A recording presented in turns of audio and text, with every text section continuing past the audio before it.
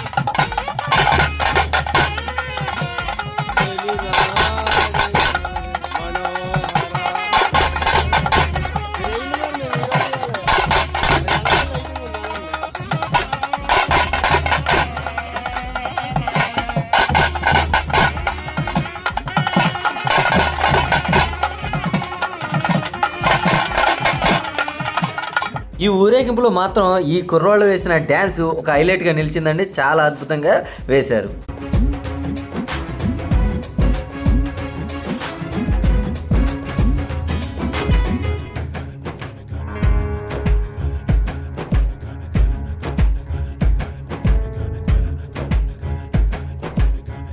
మనం ఊరేగింపు మొత్తం కూడా వీడియో తీసిన అనంతరం టెంపుల్ వద్దకు అయితే రావడం అయితే జరిగింది. ఇక్కడ మాత్రం లైటింగ్ ఒక అద్భుతం అండి. కన్నుల విందుగా చాలా చక్కగా అయితే పెట్టడం అయితే జరిగింది. అలాగే అమ్మవారి తెప్పోత్సవం అయితే ఇప్పుడు జరగబోతుంది అనమాట.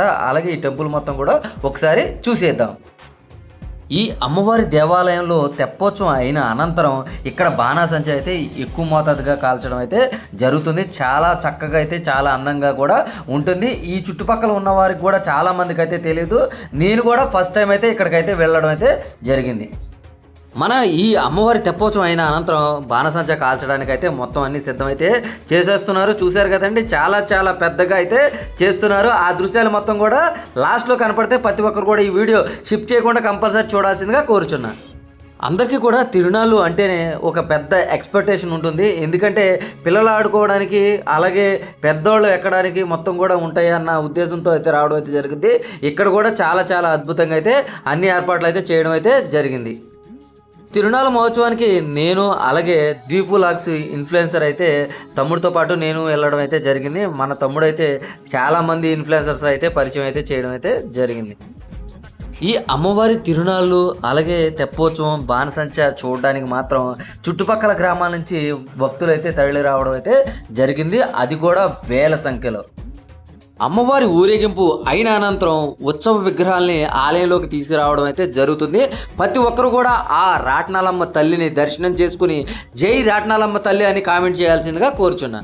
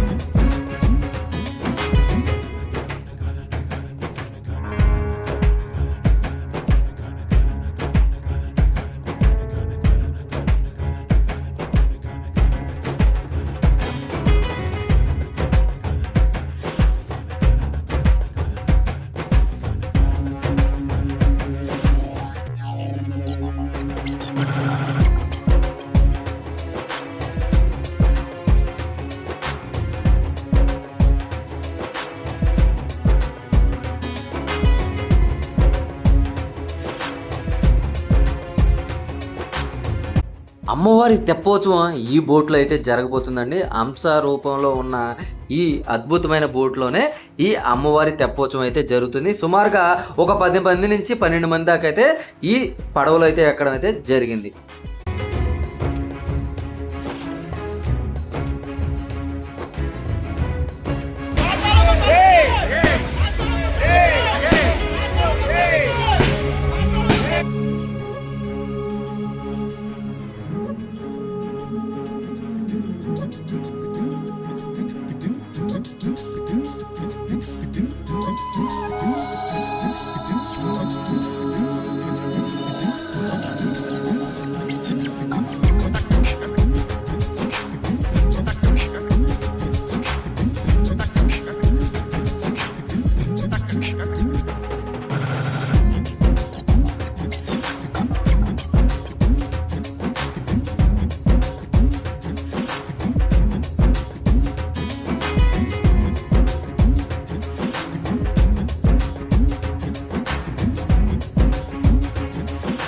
అమ్మవారిని పడవలోకి ఎక్కించిన తర్వాత తెప్పోత్సవం అయితే స్టార్ట్ అయింది. ప్రతి ఒక్కరు కూడా ఈ తెప్పోత్సవాన్ని చూసేయండి.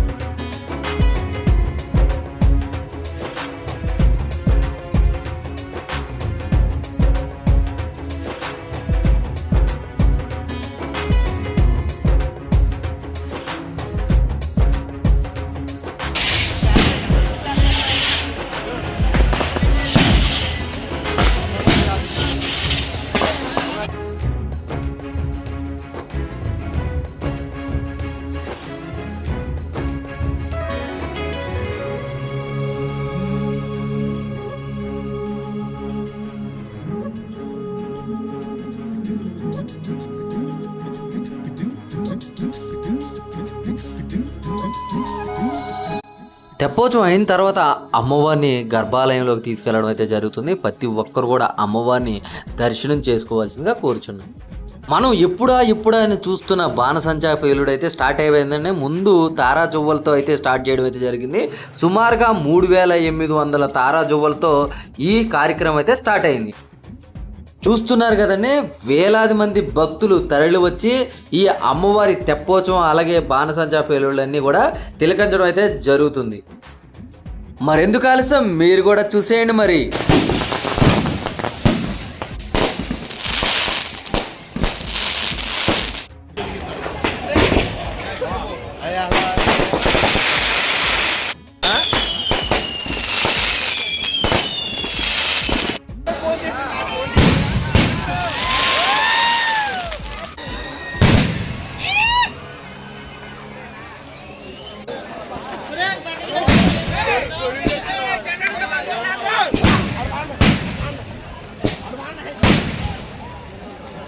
కొంచెం దూరంగా ఉండాలి.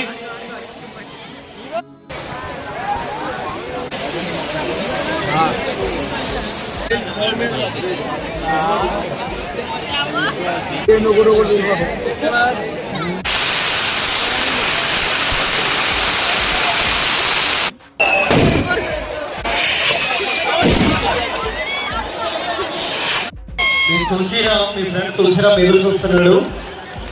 ఆయన ఫోన్ స్విచ్ ఆఫ్ అయిపోయిందంటే ఎక్కడైనా ఇక్కడ డేక్స్ వద్దకు రావాల్సింది.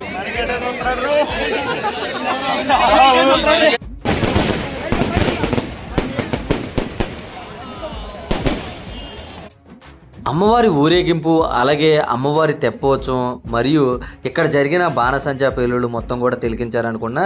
ఈ వీడియో మీ అందరికీ నచ్చినట్టయితే ఒక లైక్ చేసి కామెంట్ చేసి సబ్స్క్రైబ్ అయితే మర్చిపోకుండా చేయాల్సిందిగా కోరుచున్నా. ఓం నమః శివాయ.